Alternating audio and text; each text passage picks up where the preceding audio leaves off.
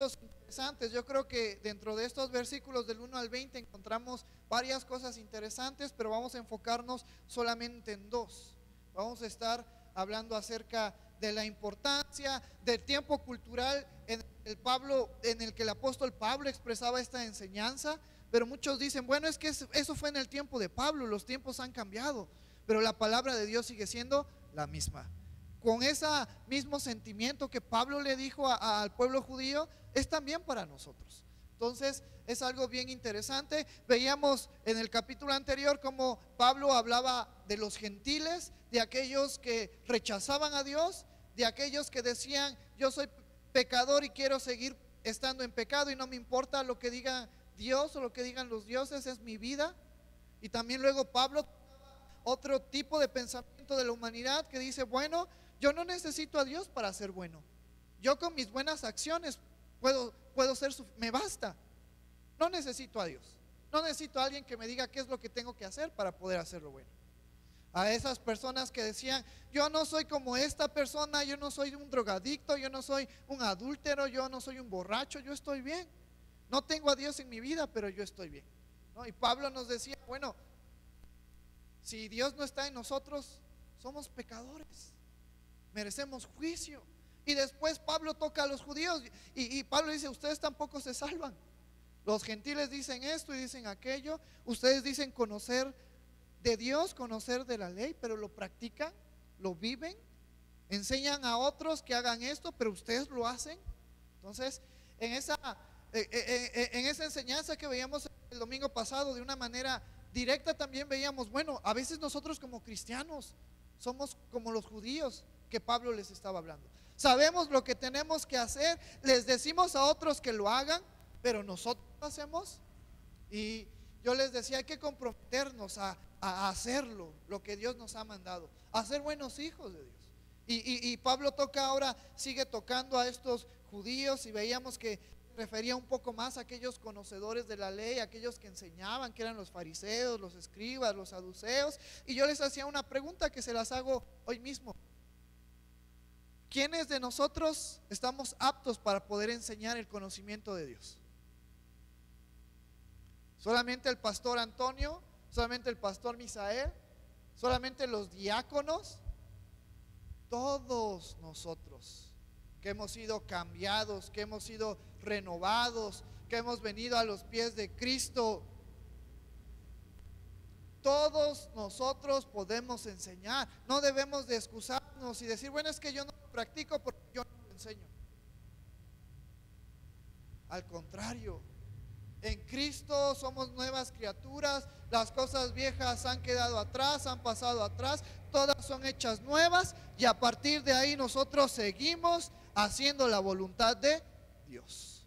Y a través de nuestro testimonio estamos enseñándolos o enseñándonos unos a otros. Porque si tú crees que una enseñanza efectiva es la que escuchas cada domingo o cada miércoles al oír al ponente, no, la mejor enseñanza es la que nosotros podemos dar con nuestro testimonio. ¿Sale? Entonces, eso fue algo que tocábamos el domingo y que Pablo va a estar haciendo énfasis también en estos versículos. Luego nos dice el primer versículo: ¿qué ventaja tiene pues el judío, o de qué aproveche la circuncisión? Porque Pablo ya había dicho que aquella circuncisión es la que se hace ¿en dónde? ¿Por fuera?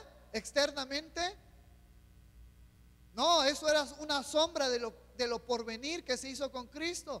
Nos vamos a unos versículos atrás. Versículo 25 del capítulo 2: pues en verdad la circuncisión aprovecha si guardas la ley, pero si eres transgresor de la ley, tu circuncisión viene a ser incircuncisión.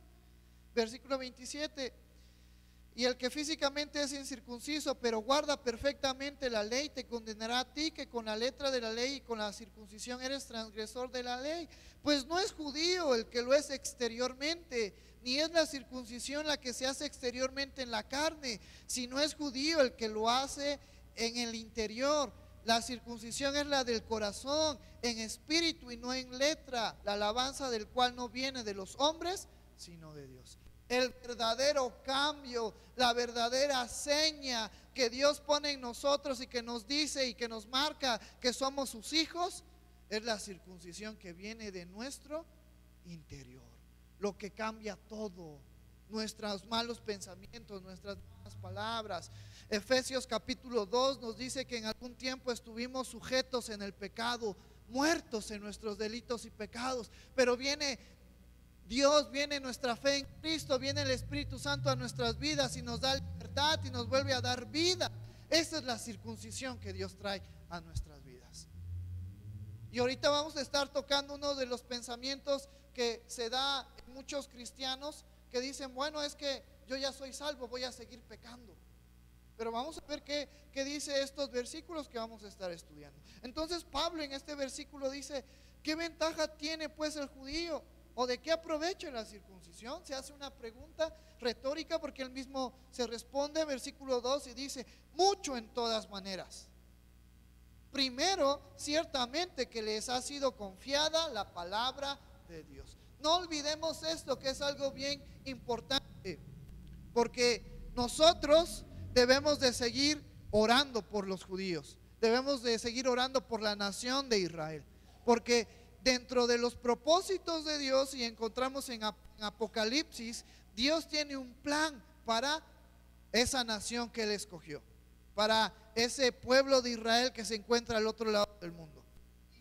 En Apocalipsis viene un capítulo que habla acerca de los 144,000 sellados, que son judíos.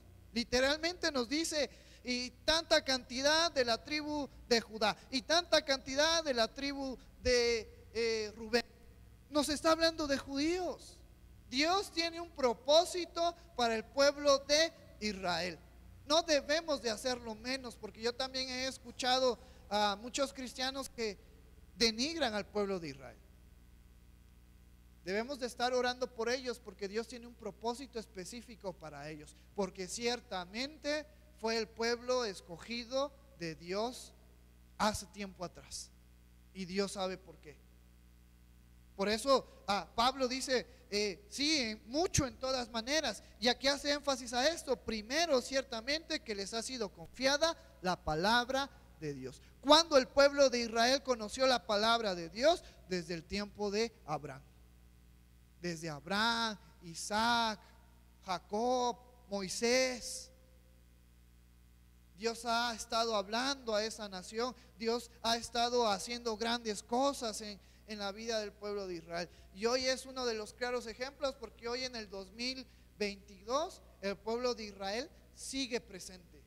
Muchas naciones, muchos pueblos desaparecieron, pero la nación de Israel hasta el día de hoy sigue de pie. Entonces, esto es algo sorprendente. Por eso el apóstol Pablo nos dice, primeramente, ciertamente que les ha sido confiada la palabra de Dios.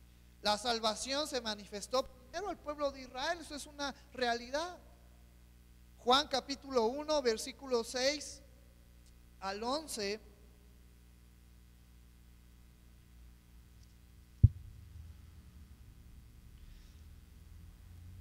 Nos dice, hubo un hombre enviado de Dios, el cual se llamaba Juan. Juan era del pueblo judío.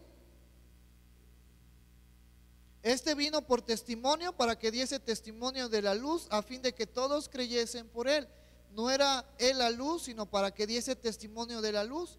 Aquella luz verdadera que alumbra a todo hombre venía a este mundo. En el mundo estaba, y el mundo por él fue hecho, pero el mundo no le conoció. A los suyos vino, y los suyos no le recibieron. Ciertamente también el pueblo de Israel, o los judíos, más en específico, ya avanzando a los tiempos de Jesús, rechazó a Cristo. No todos, pero sí gran parte de los judíos rechazaron a Cristo. Pero la salvación, ¿a dónde llegó primero?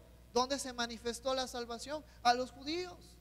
Ahora que gracias a que los judíos rechazaron a Jesús, la salvación pasó a los gentiles, ¿no? Por eso nos dice Juan capítulo 1, versículos 12 y 13, si seguimos leyendo: mas a todos los que le recibieron, a los que creen en su nombre, les dio potestad de ser hechos hijos de Dios, los cuales no son engendrados de sangre, hablando específicamente de alguna descendencia judía o de Israel, sino todos, ni de voluntad de carne, ni de voluntad de varón, sino de Dios. Entonces es algo bien interesante. Luego también los primeros creyentes en ser usados para llevar las buenas nuevas de salvación, que lo vimos en el libro de Hechos, ¿quiénes fueron? ¿De qué descendencia eran? Judíos. Pedro era judío, Pablo era judío, Juan era judío. Y luego en Hechos veíamos cómo Pedro fue enviado a los judíos, a los de su propia nación. Y luego vemos cómo Pablo empezó a evangelizar primero a los judíos, pero después fue a evangelizar, a llevar las buenas nuevas a los gentiles. Entonces vemos cómo los primeros misioneros en llevar la palabra de Dios fueron judíos. Por eso es que Pablo nos dice, cuando él hace esta pregunta, bueno, ¿qué ventaja tiene pues el judío? ¿De qué aprovecha la circuncisión? Pablo dice, Pablo, mucho en todas maneras. Porque los primeros misioneros, los primeros hermanos de la iglesia, judíos, fueron los que nos llevaron la palabra de Dios.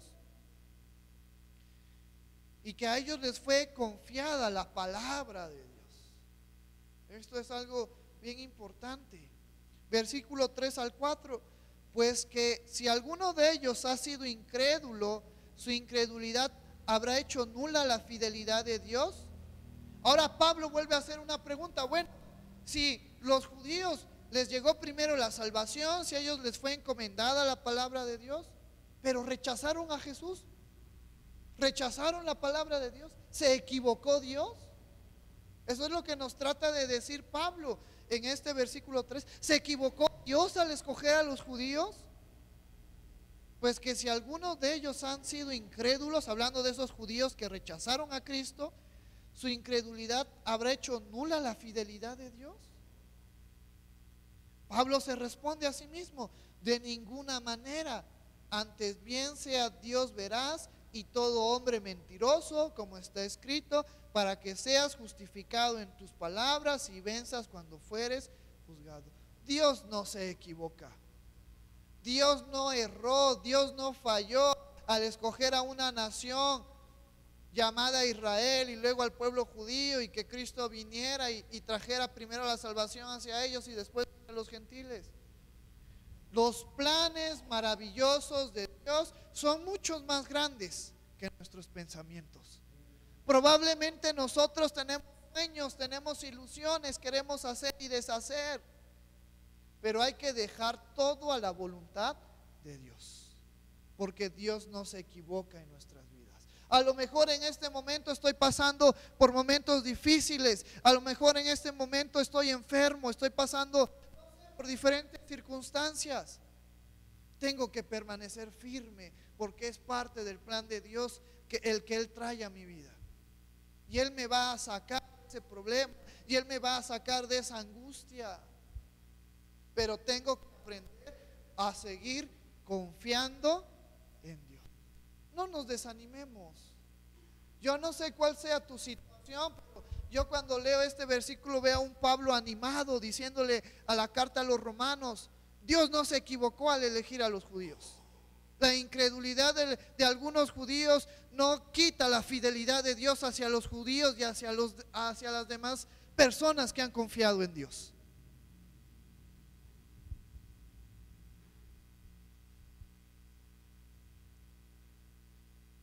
Y luego me encanta esto que dice, Dios verás y todo hombre. ¿Qué dice este versículo? Para que en el versículo 3, versículo 4, de ninguna manera, antes bien sea Dios veraz y todo hombre mentiroso. ¿Quién tiene la verdad objetiva? Dios. ¿Dónde encontramos la verdad? En la palabra de Dios.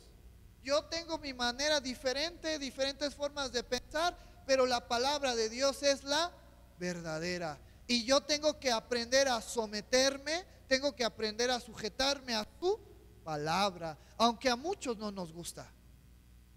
Me gusta vivir mi realidad, me gusta vivir lo que yo creo que es mejor para mí, pero la palabra de Dios es verdadero.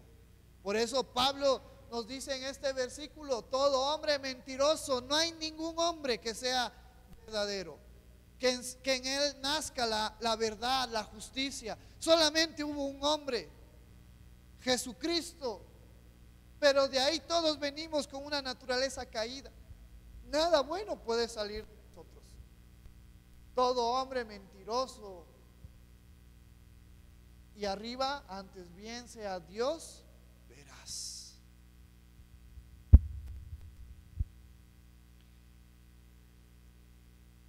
Versículo 5. Y si nuestra injusticia hace resaltar la justicia de Dios, ¿qué diremos? ¿Será injusto Dios que da castigo? Hablo como hombre. Esto es a Pablo, cuando le escribía la carta a los hermanos, había ciertas personas creyentes que decían: bueno, si por nuestra incredulidad los gentiles alcanzaron salvación y Dios se glorificó a través de ellos, entonces ellos así pensaban: cuando yo peco,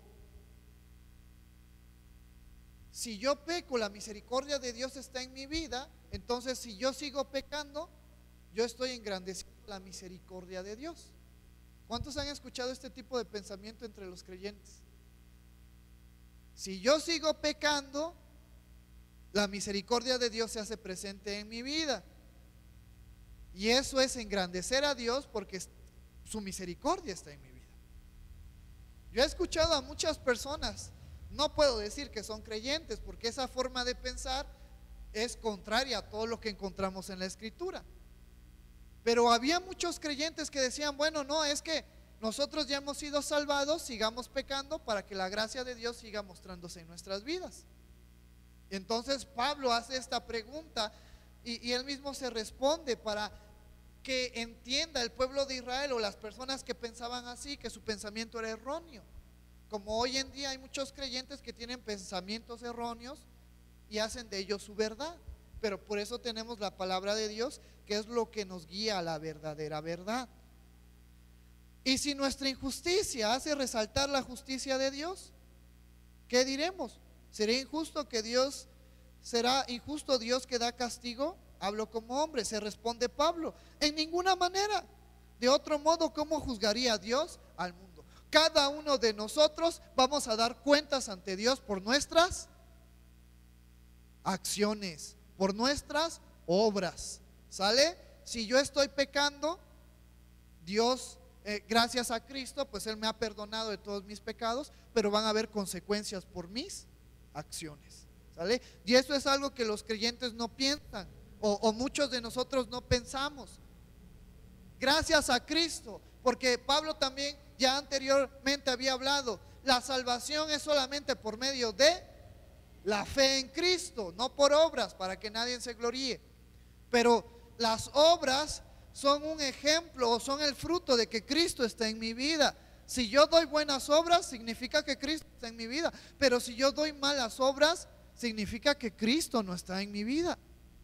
Entonces, había muchos creyentes que decían: bueno, yo voy a seguir pecando, total, Pablo dice que por medio de Cristo yo ya soy salvo,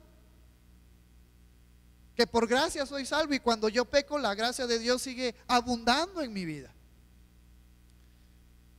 Pero no es así, hermanos. Si Cristo está en nuestras vidas, Cristo nos llama a hacer buenas obras, a vivir sus enseñanzas, a dar testimonio de sus enseñanzas, porque algún día cada uno de nosotros vamos a dar cuentas ante nuestro Creador. ¿Sale?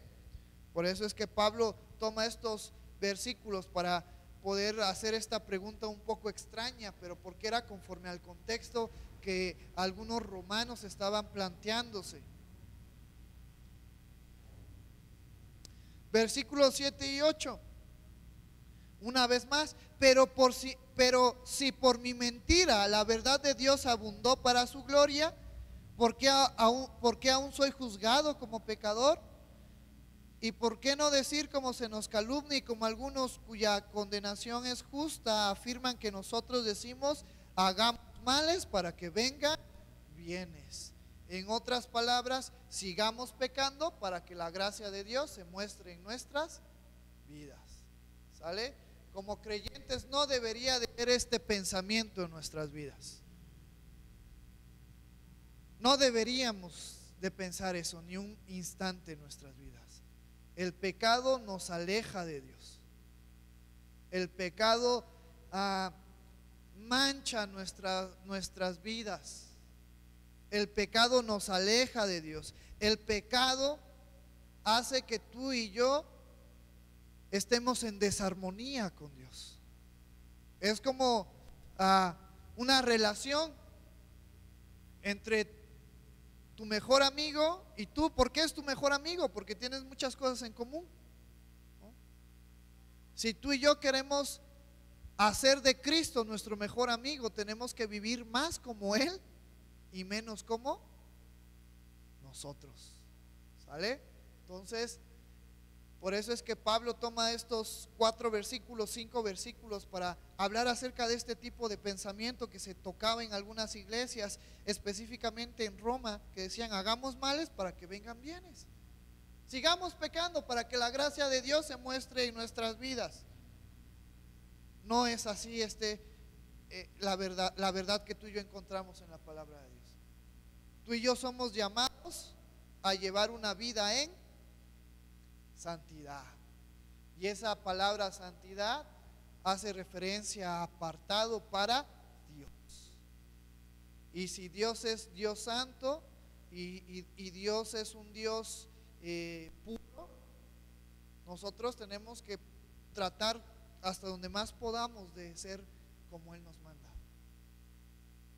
Yo he escuchado también a muchas personas que dicen Dios ama al pecador y aborrece al pecado, pero no es cierto.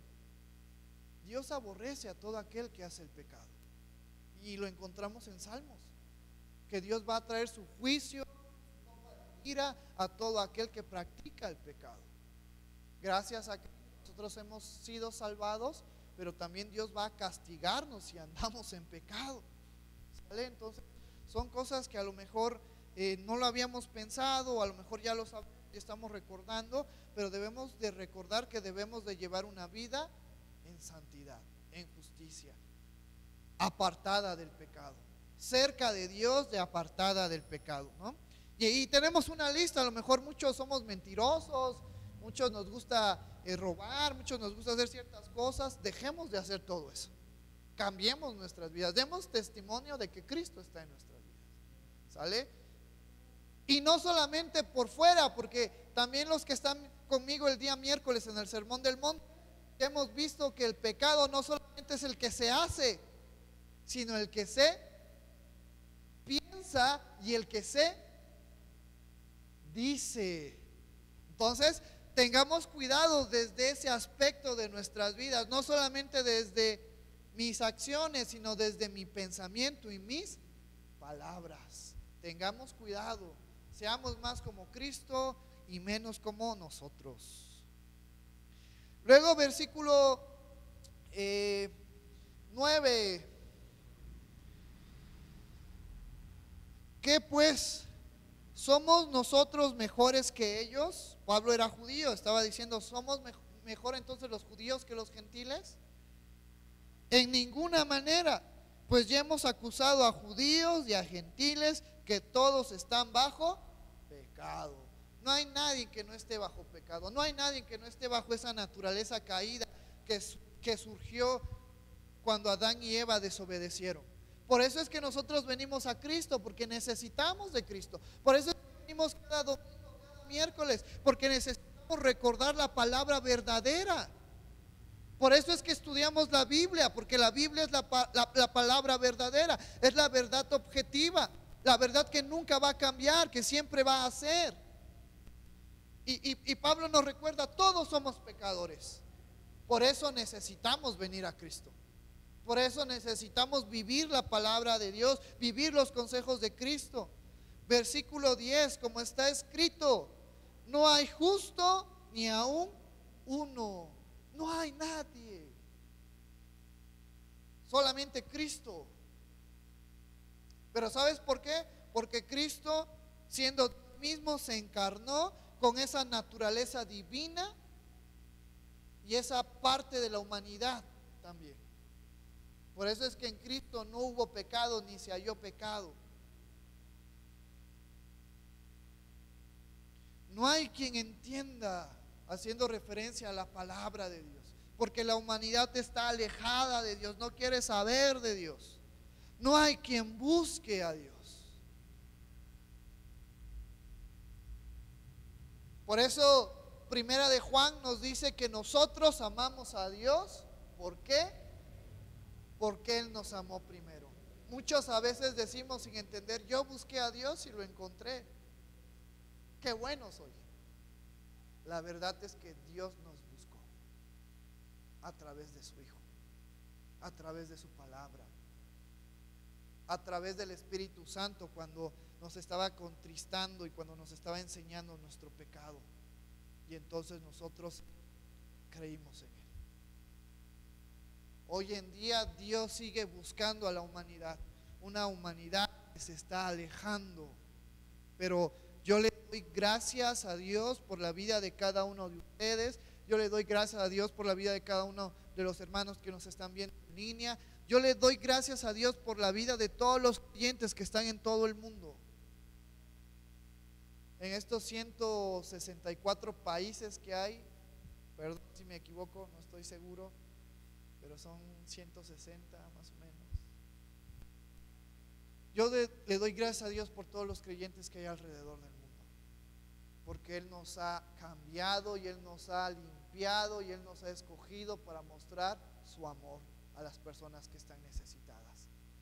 Y en este año 2023 que va a iniciar en unos cuantos días, yo quiero animarlos y motivarlos a que sigamos dando testimonio de lo que Cristo está haciendo en nuestras vidas para poder alcanzar a aquellas personas que también están alejadas de Dios.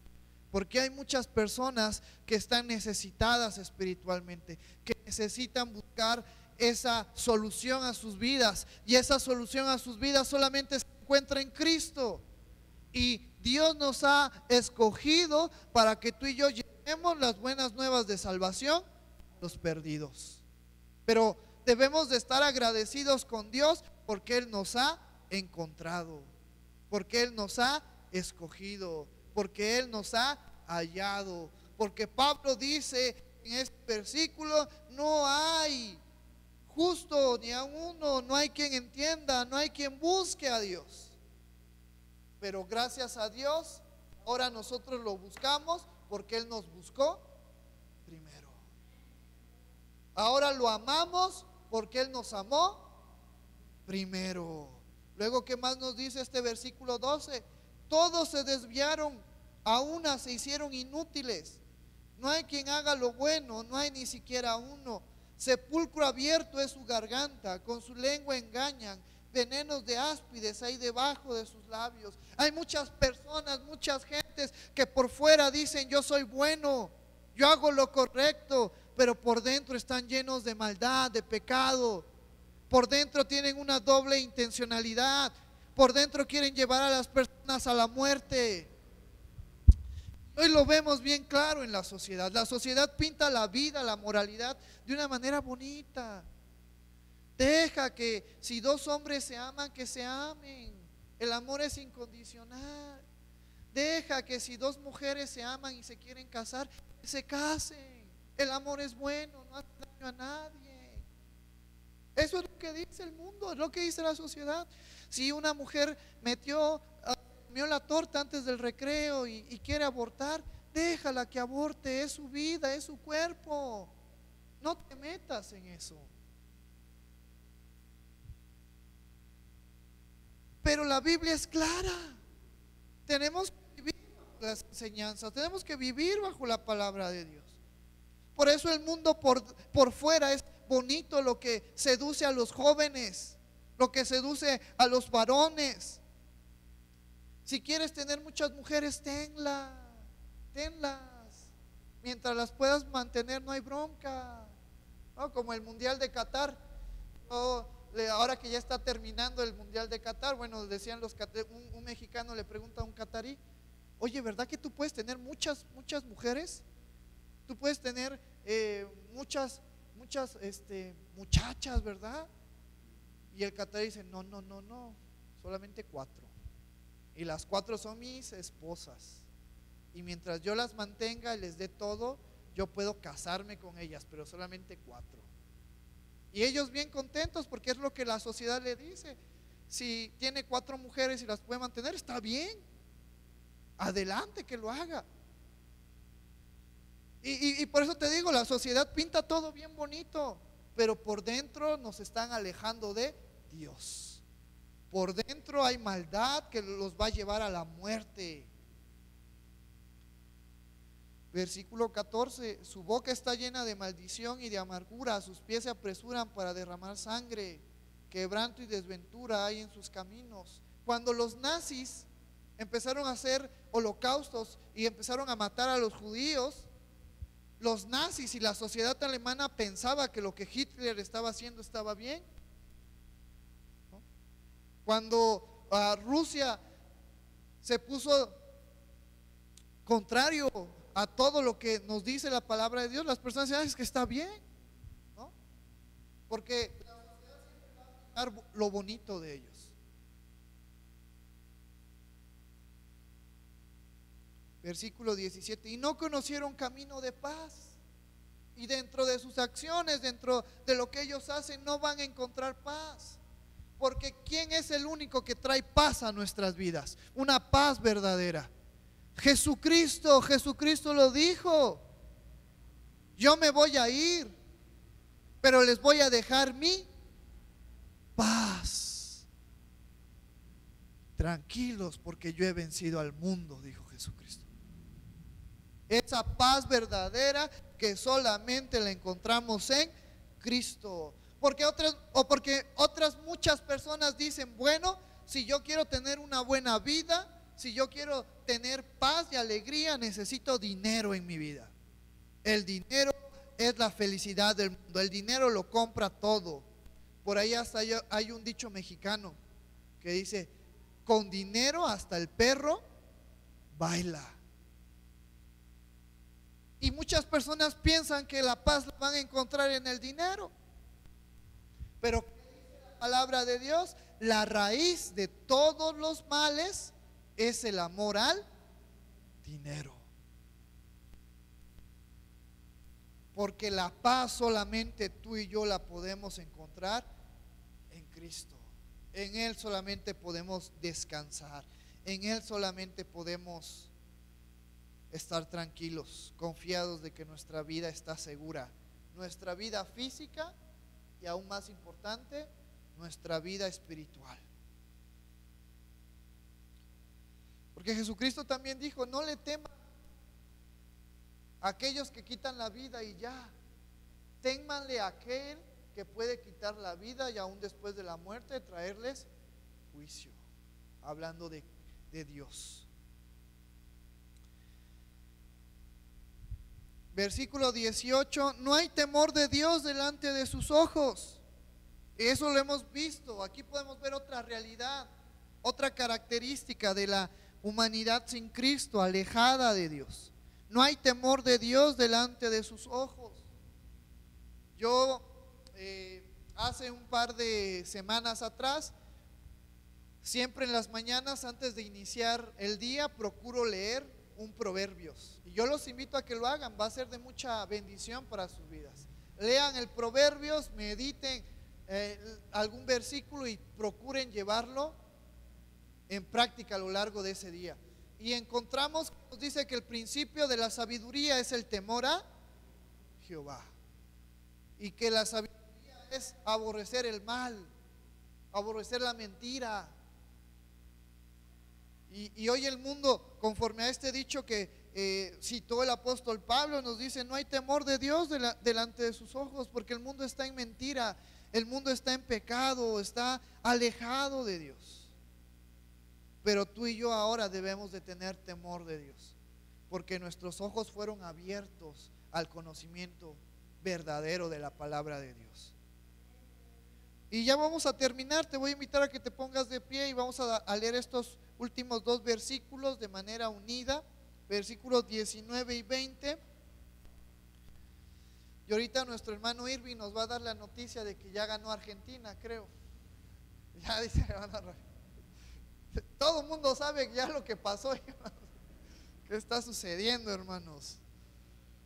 Versículos 19 y 20 nos dice la palabra del Señor: pero sabemos que todo lo que la ley dice, lo dice a los que están bajo la ley, para que toda boca se cierre y todo el mundo quede debajo del juicio de Dios, ya que por las obras de la ley ningún ser humano será justificado delante de él, porque por medio de la ley es el conocimiento del pecado.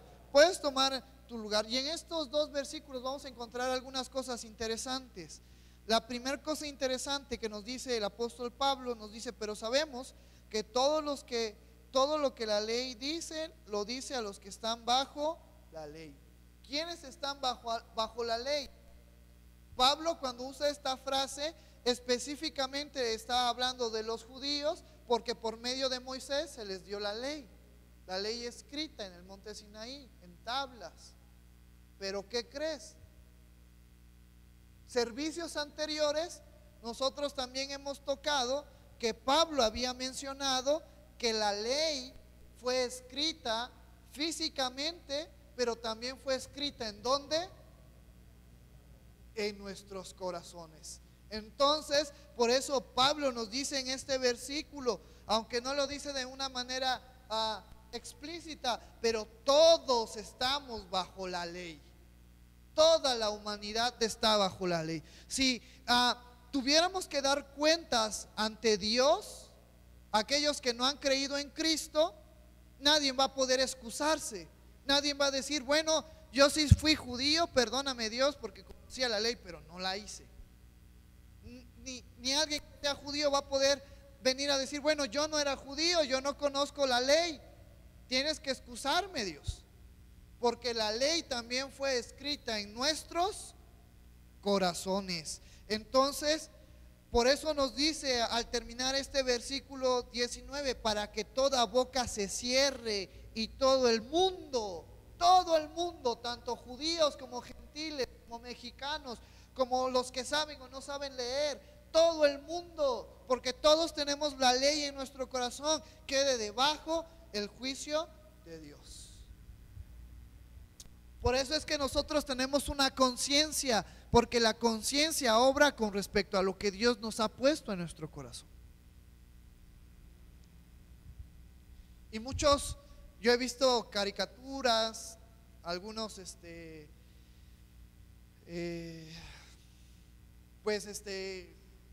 como novelas, cosas así, que tratan de figurar la conciencia como un angelito y un diablito, ¿no?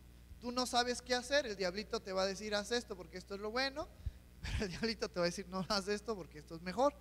Entonces, todos tenemos una conciencia, todos a cierta edad vamos a poder saber qué es lo bueno y qué es lo malo, por el conocimiento que adquirimos en la palabra de Dios, pero también porque la ley está escrita en nuestros corazones. ¿Sí?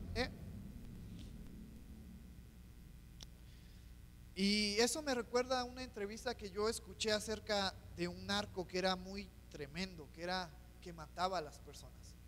Y le preguntaron: bueno, y cuando tú ibas a ejecutar a la primera persona en tu trabajo, ¿qué haces? ¿Qué pensaste? Y él decía: tuve una lucha, no sabía si hacerlo o no hacerlo. Me costó mucho, pero por el trabajo que yo hago, pues lo tuve que hacer. Pero me costó mucho, sufrí mucho, no pude dormir por días. Y después le preguntan, ya que lo habían atrapado, ya que iba a ir a prisión: ¿a cuántos ejecutaste? No sé, a más de 300, a más de 400. Y después le preguntan: ¿y cuando ibas a ese número de gente, te seguía costando matar? Ya no, para mí ya era algo normal. ¿Por qué te digo esto? Porque el pecado es algo semejante en nuestras vidas. Cuando se nos presenta la primera vez, tenemos una lucha.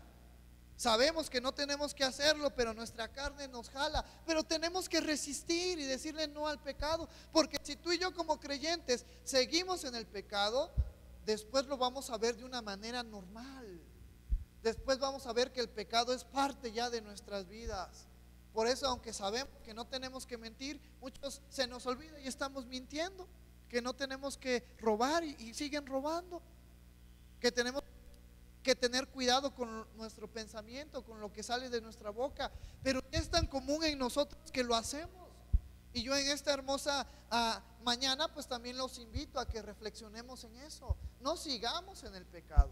Por eso el rey David nos dejó un salmo, el Salmo 51, que dice, pon un corazón recto delante de ti, renueva mi espíritu, ponme un nuevo corazón. Porque si seguimos en pecado, debemos de reflexionar y decir, Señor, ayúdame, porque este pecado ya es parte de mí y tengo que sacarlo de mi vida. Yo les invito, hermanos, a que ahora que va a empezar este año, también pensemos en eso. Dejemos de hacer ciertas cosas que están mal, pero que a lo mejor ya están muy arraigadas a nosotros. A lo mejor para nosotros ya es bien, ya es parte de nuestra vida el ofender, el decir malas palabras. Está mal, pero tenemos que empezar desde el principio, sacar el pecado de raíz. Y eso ya lo hicimos con Cristo en nuestras vidas, pero tenemos que pedirle a Cristo que Él renueve nuestra mente, renueve nuestro corazón, porque conforme pasan los años muchas veces nos vamos contaminando con lo que esta sociedad nos dice. Entonces pensemos en eso, porque todo el mundo está bajo el juicio de Dios, porque la palabra de Dios, porque la ley se ha escrito en nuestros corazones. Versículo 20, ya para ir terminando. Ya que por las obras de la ley ningún ser humano será justificado delante de él, porque por medio de la ley es el conocimiento del pecado. Vamos a ir en retroceso conforme a este versículo. ¿Cuál es una de las finalidades de la ley que les fue dada al pueblo de Israel? ¿Y por qué la ley fue escrita en nuestros corazones? Para que nosotros conociéramos el pecado. La ley nunca Dios la dio para poder salvarnos, sino para que nosotros conociéramos el pecado. ¿Qué es pecado? Por eso tú y yo sabemos qué está bien y qué está mal, porque tenemos la ley en nuestro corazón. Esa es una de las finalidades de la ley. Uno de los días miércoles también veíamos que la ley, otra de la finalidad de la ley es que sea nuestro ayo, nuestro lamento, para que nos lleve a Cristo. Pero aquí Pablo está tocando que la ley es para que nosotros conozcamos el pecado. Por eso Pablo nos dice, porque por medio de la ley es el conocimiento del pecado. Y luego, si nos vamos ahora al inicio de este versículo 20, dice, ya que por las obras de la ley ningún ser humano será justificado. Vean lo que Pablo escribió. Y esto es algo bien interesante, porque muchas veces decimos, bueno, es que nadie puede cumplir la ley, y eso es cierto, pero Pablo va más allá y dice, ya que por las obras de la ley, haciendo referencia de alguien que cumpla la ley, que haga lo que la ley dice, aún así ningún ser humano será justificado delante de Dios. Entonces, eso nos hace entender que necesitamos a Cristo en nuestras vidas para ser justificados por Dios. Y esta es la primera palabra de nuestra identidad en Cristo que encontramos, que es la justificación o el ser justificado. Y con eso ya estamos terminando. La justificación hace referencia a tres cosas. Si traes donde anotar, puedes hacerlo. La justificación hace referencia a absuelto de pecado, liberado de la condena y restaurado como justo.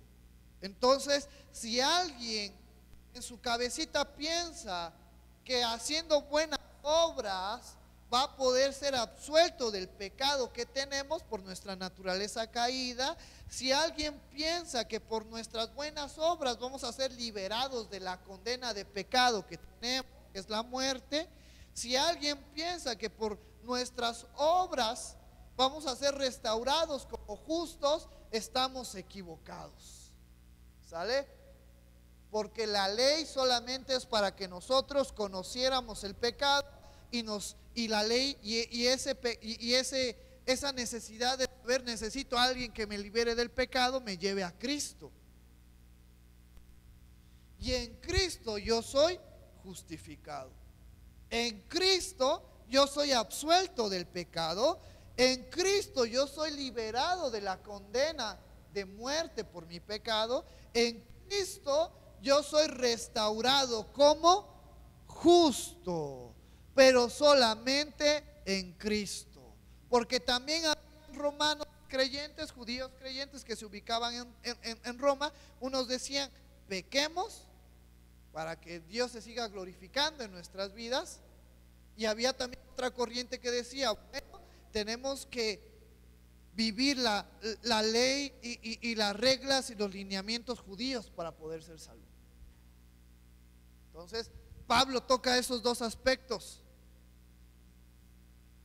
No pensemos como ellos, no pensemos como ellos tampoco, sino recordemos que la ley es solamente para que conozcamos el pecado y nos lleve a Cristo, porque Cristo es el único que trae justificación a nuestras vidas. Pero no por eso significa que yo voy a seguir pecando. Pues yo ya fui justificado por Cristo, ya no tengo que hacer nada. Qué chida vida. Si alguien piensa así, cuestionaría si realmente Cristo me ha cambiado mi vida. Porque si Cristo me ha cambiado mi vida, yo debo de estar esforzándome por decirle no al pecado y ser más como Cristo. Entonces, yo los invito a que sigamos firmes en nuestra fe en Cristo, viviendo la palabra de Dios, no excusándonos, no diciendo, es que soy pecador, ya ni modo. No, Cristo nos ha liberado del pecado. Esforcémonos por llevar una vida conforme a la palabra de Dios. La salvación es exclusivamente en nuestra fe en Cristo, pero también Dios nos va a corregir si andamos en malos pasos. Y al final de nuestros días va a haber un juicio en el tribunal de Cristo, donde vamos a ser regañados por Cristo o premiados por las acciones que nosotros hacemos. Entonces, les voy a invitar a que nos pongamos de pie en esta hermosa mañana y vamos a terminar ya con una oración y después vamos a terminar con un canto. Y qué bueno que puedes estar aquí. Yo espero que esta palabra haya sido de mucha bendición para tu vida. Y pues también los jóvenes, al rato tenemos nuestra carne asada. Están todos invitados los jóvenes a las 5 de la tarde en mi casa. La entrada va a ser por la parte de atrás. Porque los que no saben, en mi casa, donde está mi consultorio, para poder llegar a mi consultorio adentro de mi casa es por el cuarto de mi mamá. Entonces, para respetar la privacidad de mi santa madre y no la vayamos a molestar, la entrada va a ser por el consultorio. Están todos invitados. Hermanos, si ustedes quieren ir, también están invitados. Lo bueno es pasar un buen tiempo en armonía. Ya Uzi ya compró el tasajo, el aguacate, ya Lili va a hacer el arroz, ya Ino va a traer las sabritas, todo va a estar bien. Va a ser en la parte de arriba, en el techo, no en mi consultorio, no, ese no se toca, ese tiene que estar limpio. Va a ser arriba en donde tenemos el asador. Bueno, vamos a orar por la palabra y yo espero que sea de mucha bendición para cada uno de nosotros. Gracias, Señor, por tu amor, gracias por tu misericordia, gracias por la oportunidad que tú nos permites de poder alabarte, de poder glorificar tu nombre y de poder exaltarte, Señor. Gracias por este momento, gracias, Padre, por tu amor y por tu misericordia, Padre. A ti sea toda la gloria, a ti sea toda la honra, Señor. Yo te pido que esta palabra que hemos visto en esta tarde sea de bendición para nuestras vidas, sea de una comida que nos fortalezca nuestro espíritu, nuestro ser, nuestro entendimiento, Señor. Ayúdanos a vivir una vida en santidad. Ayúdanos, Padre, a recordar que en Cristo hemos sido justificados, pero que debemos de practicar las enseñanzas que Él nos ha dejado, Señor. Gracias, Padre, por tu amor y gracias por tu misericordia, gracias por tu bondad, gracias por la vida de cada uno de mis hermanos que se encuentra aquí en tu casa, y aquellos que nos están viendo en línea, aquellos hermanos que se están reuniendo, Señor, a lo largo de todo el mundo, alabándote y glorificando tu nombre, Señor. Padre, yo te pido que tú nos des la fuerza, la gracia para poder seguir adelante, sujetarnos a tu palabra, sujetarnos a tu voluntad, Señor. Hágase tu vida, hágase tu voluntad en nuestras vidas. Que va a terminar y el año que va a comenzar, aprendamos a llevarlo a tu palabra y a tu voluntad, Señor. Gracias, Padre, por este momento. Recibe toda la gloria, recibe toda la honra, Señor, en el nombre maravilloso de tu Hijo Jesús, que es sobre todo nombre. Amén, amén.